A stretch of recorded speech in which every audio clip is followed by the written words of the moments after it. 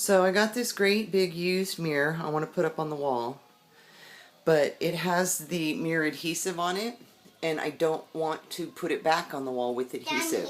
So I got to get this stuff off. So I looked online for a lot of different techniques, and I'm going to tell you what worked for me. A few things said heat it with a blow dryer. Pointless. Waste of time.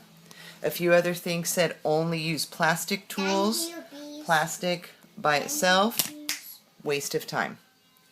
A couple suggestions were Goo Gone, which by itself doesn't do much, but I found if you soak it with Goo Gone, I actually let it soak overnight, which I don't think made much of a difference, but the trick, a lot of people said don't use a razor blade.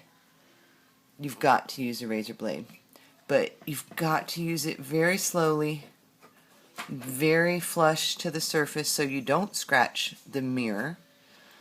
And then once you can get under it a little bit, you can be a lot more aggressive with this plastic tool. And God, every little piece that comes off feels so good. And just keep working it with the Goo Gone, with the razor blade, with the plastic. Now, before I got my technique down, of course, took a little trial and error, I did scratch it a couple places right here.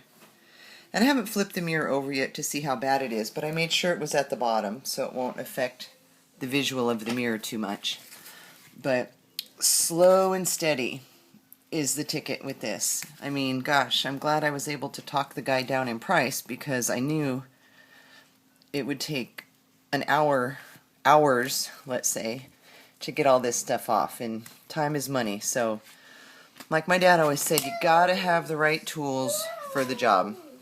So a little Goo Gone, a nice brand new razor blade, keep your tools clean while you're working, and take your time.